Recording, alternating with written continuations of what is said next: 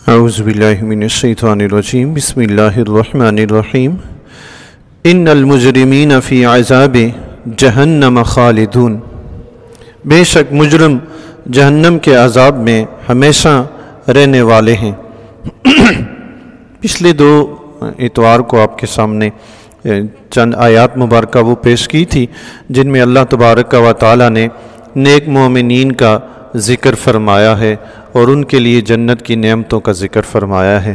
اب ان اپنے پیارے بندوں کے ذکر کے بعد اللہ تبارک و تعالی نے گناہگاروں کا، کافروں کا، مجرموں کا ذکر فرمایا ہے کہ بے شک مجرم جو ہوں گے وہ قیامت کے دن ہمیشہ ہمیشہ کے لیے جہنم میں جائیں گے۔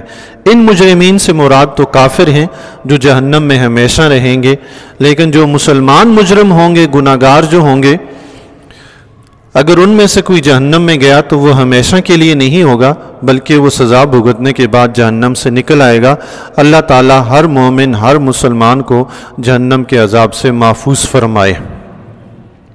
وادی جہنم کے بارے میں آتا ہے، آقا علیہ الصلوۃ والسلام کا ارشاد گرامی حضرت ابو ہریرہ رضی اللہ تعالیٰ عنہ سے روایت ہے، فرمایا جہنم میں 70,000 وادیاں ہیں۔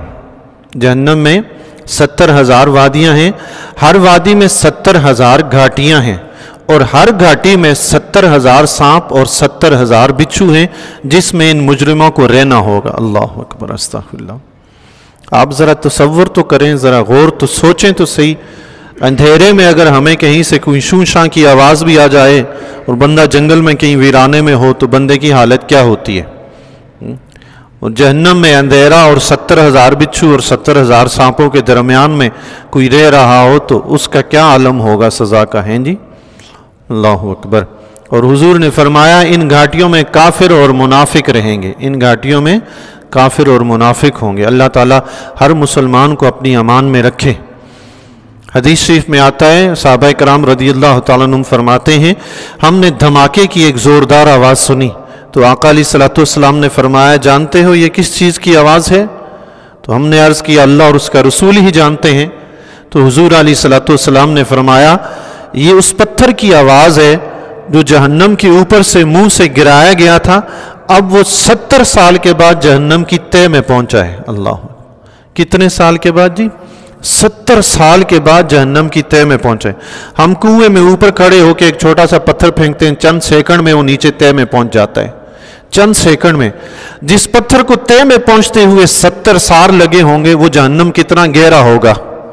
پھر اس سے کوئی سوچ سکتا ہے کہ نکل کے آئے گا، وہ بچ کے آئے گا وہاں سے؟ تھوڑی دیر کے لیے آپ تصور کریں ہمیں کوئی اندھیرے کنویں میں، جنگل میں، ویرانے میں کوئی بند کر دے، کوئی ہمیں چھڑانے والا نہ ہو تو کیا حالت ہوگی اپنی؟ اللہ تعالیٰ اپنی حفظ و امان میں رکھے۔ جہنم میں بے شمار قسم کے عذابات ہیں، اللہ تعالیٰ ہر مسلمان مومن کو بچائے، دنیا میں حسن اعمال کرنے کی توفیق عطا فرمائے۔ حدیث شریف میں آتا ہے آقا علیہ الصلوۃ والسلام نے فرمایا وادی حزن سے اللہ کی پناہ مانگو۔ وادی حزن جہنم کی ایک وادی ہے، فرمایا اس سے اللہ کی پناہ مانگو۔ اس میں، یہ وادی حزن میں ریاکار کاری ہوں گے۔ اللہ اکبر۔ خوبصورت آواز میں قرآن پڑھا، لوگ خوش ہوئے، لوگوں کا ایمان تو تازہ ہوا، لیکن پڑھنے والا قرآن اس نظریے سے پڑھتا ہے کہ لوگ کہیں گے واہ واہ واہ ماشاءاللہ کتنا بہترین قاری ہے، کتنا اچھا قاری ہے جی۔ اس ریاکاری نے اس کو، اتنا اچھا عمل تھا قرآن کریم پڑھنا، لیکن اس ریاکاری نے، دکھلاوے نے اسے جہنم کی وادی میں پہنچا دیا۔ تو اس سے پتہ تو یہ چلا کہ کچھ مسلمان بھی ایسے ہوں گے جو جہنم میں جائیں گے۔ ہر وقت اللہ تعالیٰ سے پناہ مانگنی چاہیے، اللہ اپنی حفظ و امان میں رکھے۔ جہنم میں جب جہنمیوں کو بھوک لگے گی، بھوک ان پر اتنی مسلط ہوگی کہ عذاب بھول جائیں گے۔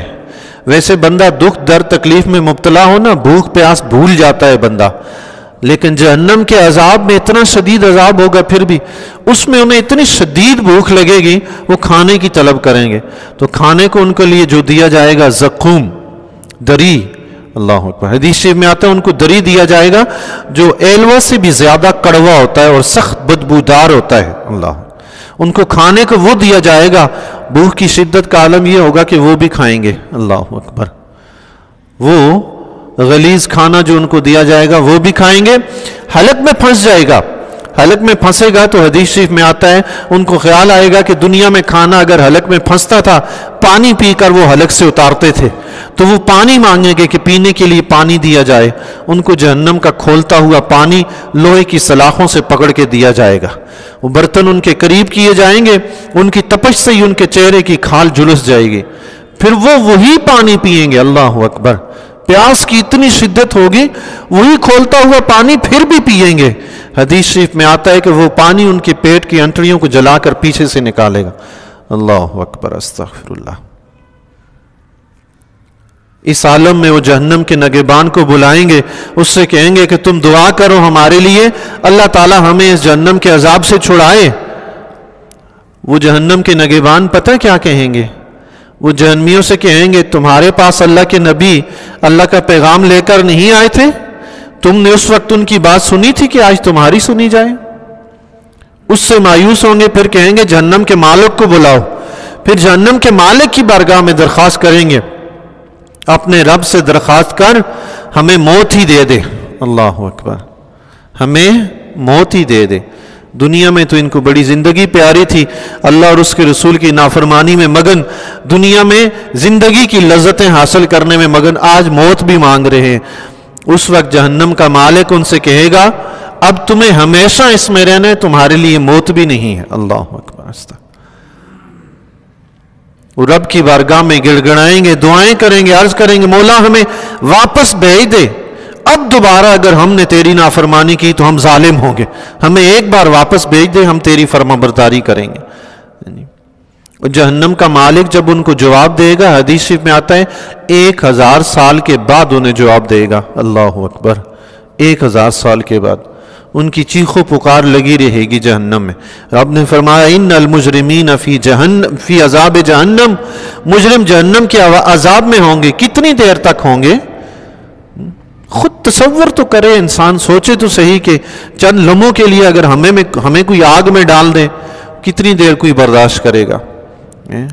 چند لمحوں کی، 1 2 دن 4 دن کی بات نہیں ہے، 5 6 سال کی بات نہیں، فرمایا خالدون، ہمیشہ ہمیشہ کے لیے۔ اللہ اکبر، اپنی ایمان کی حفاظت کریں، رب سے دعا مانگیں کہ اللہ ہمارے ایمان کی حفاظت فرمائے، جو رب نے ہمیں بغیر کسی قیمت کے ادا کیا ہے، بغیر کسی قیمت کے ہمیں ایمان ملا ہے، نہ ہم نے اس کے لیے کوئی کوشش کی، نہ ہم نے کوئی غور و فکر کیا، اس پروردگار نے اپنے فضل سے یہ ایمان کی دولت دی ہے۔ اس کی حفاظت کریں، اس کی حفاظت کے لیے ضروری ہے دین سے وابستہ رہیں، دین پڑھیں، دینداروں کے پاس بیٹھیں، دینداروں کی باتیں سنیں، قرآن پڑھیں، حدیث پڑھیں، ان کو سنیں سمجھیں، ان پر عمل کریں، اس طرح ایمان کی حفاظت ہوگی۔ ساری زندگی دنیا کے کام کاج میں مگن، دین کے لیے بھی تو کوئی وقت نکال لینا چاہیے میرے بھائی، کچھ تھوڑا سا وقت، کم از کم رات کا 1 گھنٹہ ہی مقرر کر دیا جائے، عشاء کے بعد اپنے گھر میں سونے سے پہلے بستر کے پاس ٹیبل پہ ایک کتاب کوئی دین کی رکھی ہوئی ہو، سونے سے پہلے اس 1 صفحہ ہی بندہ پڑھ لے، زیادہ نہ سی 1 حدیث ہی پڑھ لے، گھر والوں کو سنا دے، بچوں کو سنا دے۔ اگر روز کا بندہ یہ معمول بنا لے، سال کے 365 دن ہوتے ہیں، اللہ کے فضل و کرم سے 365 دنوں میں بندے کے پاس دینی علم کا کتنا ذخیرہ آ جائے ہیں جی، اور یہ کون سا مشکل کام ہے؟ 1 کتاب ہم اپنے سراہانے نہیں رکھ سکتے کیا؟ یہ کون سا مشکل کام ہے بھائی؟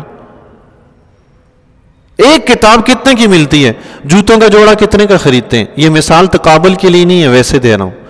جوتوں کا جوڑا کوئی غریب بندہ بھی خریدتا ہے نا 300 400 کا ملتا ہے، امیر بندہ خریدے گا 2500 3000 5000 10000 کا خرید لیتے ہیں۔ موبائلیں ہمارے پاس 10000 15000 20000 لاکھ 2 لاکھ کے موبائل بھی، میں تو دیکھ کے سن کے ہی حیران رہ جاتا ہوں کہ 1.5 لاکھ کا موبائل، ہاتھ جتنا تو وہ موبائل ہے، 1.5 لاکھ کا 2 لاکھ کا وہ ہم خرید لیتے ہیں۔ میرے بھائی کتاب تو 200 250 روپے کی مل جاتی ہے، 100 روپے کی بھی مل جاتی ہے۔ یہ 200-300 روپے ہم اپنی آخرت بچانے کے لیے، اپنے گھر والوں کی آخرت بچانے کے لیے خرچ نہیں کر سکتے کیا؟ اللہ ہمیں توفیق عطا فرمائے، ہم ایسا کر سکتے ہیں، اللہ ہمیں ایسی توفیق عطا فرمائے۔ لا یفتر عنہم وہم فیہ مبلسون، ان پر سے ہلکا نہ پڑے گا، عذاب ہلکا نہیں کیا جائے گا، اور وہ اس میں بے آس رہیں گے، اس میں کافر تو بے آس ہو جائیں گے، نا امید ہو جائیں گے، چونکہ جب انہیں جہنم کا مالک کہے گا کہ تم نے اس میں ہمیشہ رہنا، اب تمہارا چھٹکارا نہیں ہے، نہ موت آئے گی، پھر وہ نا امید ہو جائیں گے۔ لیکن جو مسلمان گناہگار، انہیں کیا کہیں، اللہ اپنی حفظ و امان میں رکھے جی، ہر مسلمان کو اللہ اپنے فضل سے بخش دے جی۔ تو جو گناہگار مسلمان جہنم میں گئے ہوئے ہوں گے، ان کی امید نہیں ٹوٹے گی، وہ اپنے رب سے امید رکھیں گے اور اللہ اپنے فضل سے انہیں جہنم سے نکالے گا جی۔ ایمان بڑی دولت ہے، اس کی حفاظت کریں، یہ جس کی کھو گئی بس پھر وہ گیا۔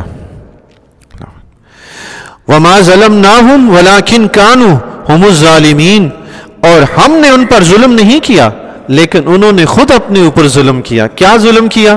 اللہ کے نبی آئے، اللہ کا پیغام پہنچایا، نہیں مانا۔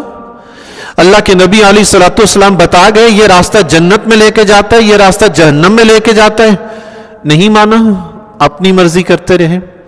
جو اللہ کے حبیب علیہ الصلوۃ والسلام نے بتایا تھا نا یہ راستہ تمہاری نجات کا ہے، اس کو چنا ہی نہیں۔ تو ظلم کس پر کیا؟ اپنے آپ پر کیا۔ اللہ اور اس کے رسول کی نافرمانی کی، اب اس کی جو سزا ملے گی کس کو ملے گی؟ عمل خود کیا ہے تو سزا بھی خود کو ہی ملے گی۔ اللہ تعالی ہمیں ہوش کی آنکھیں کھولنے کی توفیق عطا فرمائے۔ وَنَادَوْا يَا مَالِكُ لِيَقْضِيَ عَلَيْنَا رَبُّكَ، اور اس وقت وہ پکاریں گے، جہنم کے مالک فرشتے سے کہیں گے، اے مالک کاش تیرا رب ہمارا کام تمام کر دے، کاش موت آ جائے، اس عذاب سے جان چھوٹے، لیکن اس وقت جان نہیں چھوٹے گی۔ ہاں اللہ اکبر۔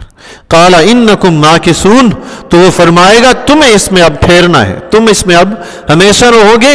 لقد جئناکم بالحق، بے شک ہم تمہارے پاس حق لائے، ولکن اکثرکم للحق کارہون، مگر تم میں سے اکثر کو حق ناگوار تھا، اکثر نے حق پسند ہی نہیں کیا۔ دین کی باتیں پسند نہ کرنا کافروں کا کام ہے، مسلمان کا شیوا نہیں۔ مسلمان کا شیوا نہیں کہ دین کی باتوں پر اعتراض کرتا پھرے، مسلمان کا شیوا تو یہ ہے، اللہ نے فرمایا ہے، اس کے نبی نے فرمایا ہے، سر تسلیم خم ہے جو مزاج یار میں آئے، وہ تو سر جھکائے، میرے مولا میں مانتا ہوں، میرے نبی میں مانتا ہوں، یہ مسلمان ہے۔